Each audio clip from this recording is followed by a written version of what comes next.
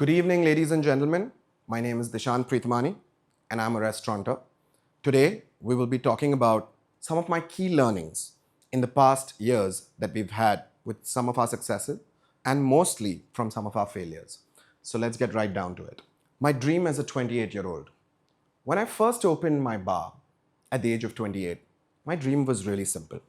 I wanted a space which has the best interiors, the best crowd, the best music, and the best cocktails. All I cared about were numbers, profits, and how full the room looked. And it worked for a while. We had lines, and our numbers were banging. As we have grown, slowly and steadily over the past 13 years, into a team of 500 people, I thought hospitality was about building spaces. Today, I realize it's about building people. At 28, I wanted fuller bars, like you can see right here. But at 41, I want fuller lives. So, what has been my evolution and key realization? As I stand here today, in front of y'all, I can definitely say that my strongest and most competitive advantage I have today in the industry are my people. It is my team. And this realization didn't just dawn upon me one fine day. It came out of some failures that we went through. After running successfully for 3 years, in 2017, 30 new restaurants opened in Bandra. I had never seen such competition in my life. I realized that people were bored of coming to the same restaurant for so long, so they would go and try some new spaces. Little did I realize that trying 30 new spaces would mean a very long time. For the first time, I saw sales dwindle. In an industry that is plagued with such high costs, having most of your crowd trying other restaurants meant losses. We went through some severe losses, and I realized I am panicking. Now, one of the most important things I think entrepreneurs today need to do is to keep their eyes and ears on the ground and be nimble enough to pivot when the time comes. This was my time. We had faced severe losses. I decided to shut the restaurant down, renovate, revamp, change the menus, and launch with a whole new look. And boy, did it work. People came back with a vengeance, stronger than before, much better than before. And while I thought that worked, I actually went and started asking people, what really made you come back? What made you come back to the daily? And they said, while some said it was the new look and the new avatar, most of them said it was the staff. It was this staff that actually made them feel like they were home. They started calling our restaurant home bar. And I think that's when this key realization happened that our team is not a resource to be managed. It's a community that needs to be nurtured. Today, we run multiple restaurants across Mumbai, Pune, and Goa. And I can definitely say that none of these restaurants exist because of me. They actually exist because of the love and the dedication and the hard work of the people that work in them. The power of authentic leadership. To me, my priorities towards my stakeholders were a simple triangle. This was in my head. At the top of the triangle were my investors, me.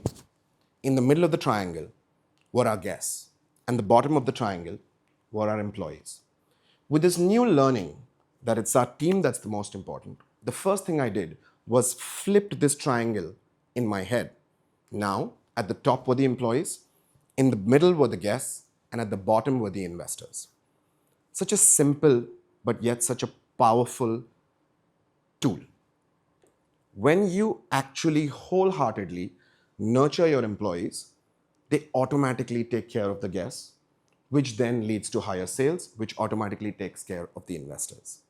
I realized when you take care of your employees wholeheartedly, they give back multifold. It is this energy that becomes so infectious that it turns into this snowball that is much larger than the sum of its parts. And in hospitality, especially, you can see it instantly. When someone is working for a paycheck, as opposed to when someone is working with a sense of ownership, with a sense of pride, and something that they love. Moving on to the next slide. Breaking traditions in India.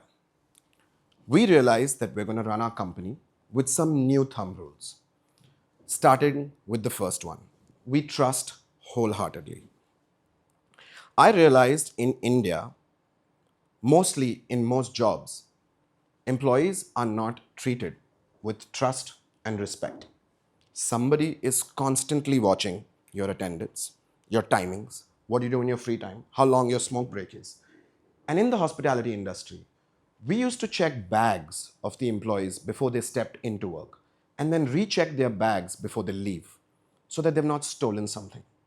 How do you build an environment of trust when you start the first step with such deep mistrust? So we decided we're going to get rid of all these old school systems and we're going to stop keeping time.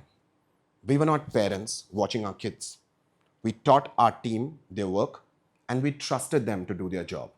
And in turn, they absolutely owned it. To give you another example on what happens when you trust wholeheartedly, it was about 5-6 years we were running this company, and we realized a lot of our team members were taking these loans from loan sharks and random websites at absurd interest rates. We decided internally that we are going to be giving smaller loans to our employees who've worked within the company for more than 3 to 3.5 years. A loan up to 10 times their salary, no questions asked, no interest, payable in a way that wouldn't kill them. You'd be shocked to know out of about 128 loans that we have disbursed in the past, I want to say 8 to 10 years, we have had one bad debt, just one. And that's what you need to realize when I say you need to wholeheartedly trust people. Another point that actually comes to my head is COVID. COVID was such a difficult time for most restaurateurs because we had such crazy costs and no income that we didn't know what to do. Most of restaurateurs I knew were letting go of their staff. I found it really difficult to do that. What we did instead was I resonated with my team, had an honest conversation that, hey, if I pay your full salaries, we will collapse as a company in 4 months. That was my lead runway. That's all I had. Or alternately, if I could give them a common stipend irrespective of their position that covered their basic needs for food, clothing, and shelter, we may survive for a year and a half. And by then, if the restrictions were lifted, we would pay back everyone in full. This team had some people leaving, which was fair, but most of them stayed back. 1 year later, when the restrictions were lifted, we saw revenge consumption. Within a few months, we were cash flow positive. And it was our duty then to make sure that we returned this amount that we didn't pay those guests, but also with decent bonuses. This is what I mean by trust wholeheartedly, and it has to be a two-way system. We talk about money and passive income. Another thing I realized in India is nobody saves. They know the meaning of investing. They live from paycheck to paycheck. It is something now that I've taken upon myself with my team to educate our team that it's no matter how big or small your salary is, you can still save. It may not be a large amount. Whatever that is, do it consistently and you can create a little passive income and some wealth over a period of time. Because in hospitality, we should just not serve our guests. We should also serve the people who work in it. We value effort. In a world that is only celebrating the 8s, the 9s, the 10s, the superstars, the GOATs, what about the 5s, the 6s, the 7s? I have realized that it's often these guys who work the hardest and consistently over periods of time. What we've done is we've created this space for them to say it's okay to not be perfect as long as you're putting your best foot forward.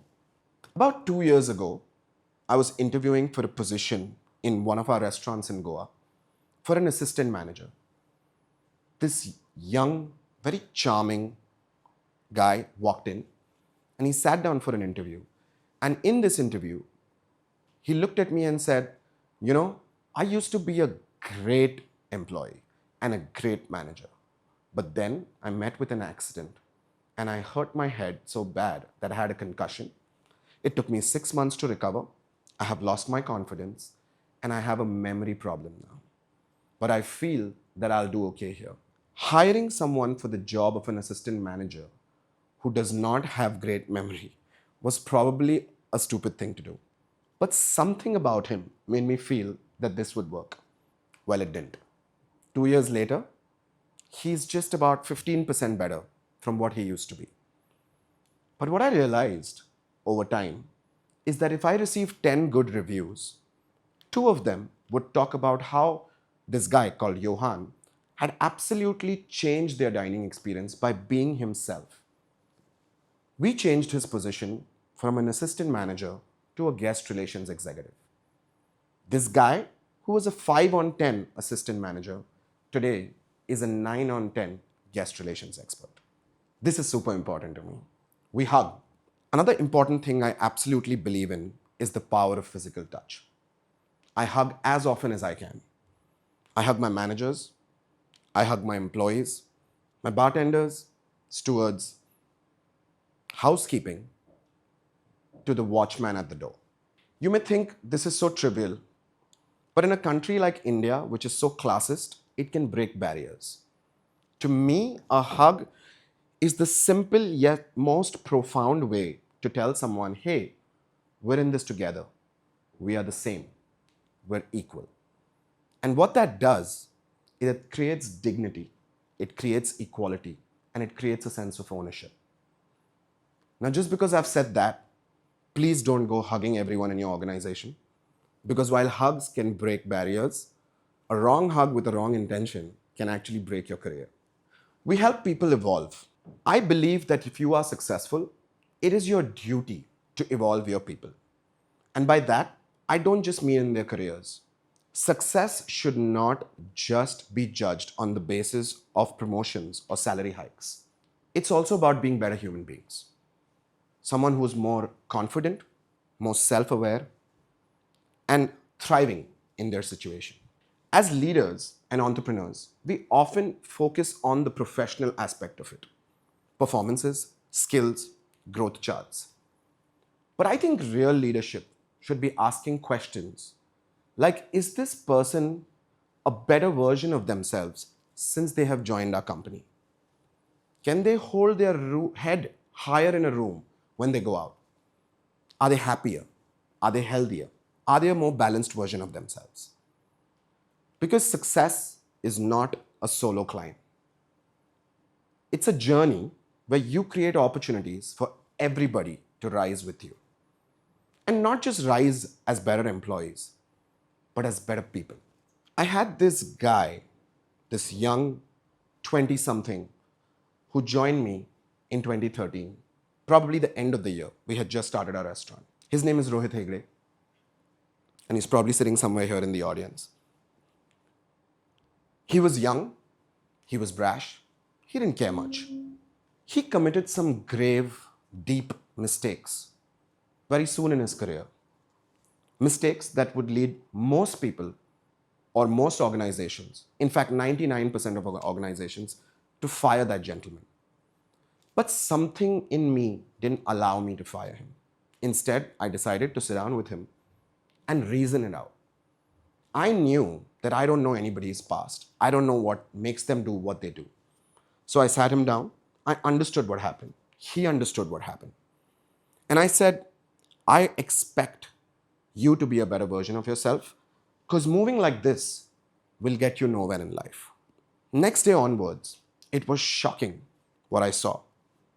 I saw a guy who wanted to be the best version of himself. Not for me, but for himself. He wanted to prove a point to himself. Slowly, I realized he had this innate ability to attract people. He had this innate ability to make people believe they can do something. Slowly, he became the bridge between the investors and the employees. And he would fight with me to make sure the employees got what they deserved. In a matter of 9 years, he went from becoming a bartender to a senior bartender, to a bar manager, to an assistant restaurant manager, to a restaurant manager, to a general manager, to the head of operations heading all our restaurants, and today, to a partner. And I can't be more overwhelmed with who this man has become. And I'm so thankful to him because I think this was the best decision of my life. Don't chase the opportunity, chase the passion. I think this is one of my biggest learnings in my career till date. Don't rush. Instead, be crazy about your product. Be obsessed with your service. Be so thorough with your market research. Opportunities should not be the last train leaving the station. If you do this and you are so sincere and thorough with your approach, you will realize that the opportunities come to you. You don't have to chase them down. 2 years ago, we had the chance of expanding our business and starting another new restaurant. We run a couple of cocktail bars, and it was the easiest thing to do. Open another cocktail bar. We had a line of franchisees waiting. All they wanted was to us to pass this on. It would be easy money. We knew how to do this. We've been doing it for so long. But was it authentic? Was it who we were? Today, my top management includes Rohit, who we just spoke about, me, my brother Nikki Ramnani, who I think is an imperative part of this organization, and Chef Jyoti Singh, who I think is probably one of the top chefs in the country today. And we asked everybody the question, what should we do next? What will make us happy? And my brother said, you know what? I'm tired of these late nights. Let's do something in the morning. I asked Chef, what do you think we should do next? And he said, you know what? 20 years ago, I worked with a French patisserie chef who taught me how to make the best breads. Give me 1 year, I'll make you the best breads you've ever eaten. As for me, I grew up in Bandra, and we used to have this cute little cafe called Just Round the Corner. I spent most of my life there. I built some of the deepest connections, some of my best friends. It all happened there. And I realized that we don't have spaces like that today. I wanted to dig deep into that nostalgia. So we decided that we're going to get into the cafe space. It was 10 times harder for us than doing a bar, but it resonated so deeply that it gave us joy. Today, it's been a month since we've opened Café Lento. And incidentally, Lento means slow. We have gotten an overwhelming response with how good the product is. And I think it's because it actually resonated with all of us. We didn't chase the opportunity. It came to us. I realize that in the past, I've had these conversations with a lot of friends, with some employees, with some colleagues, and some people from the restaurant fraternity. And I would end up giving these 20-minute monologues to all my friends. And then, like a joke, I would end it saying, thank you for coming to my TED Talk. The strange part and the crazy part is that today it's real. And I'm actually going to say it, and I'm actually going to mean it. So thank you for coming to my TED Talk.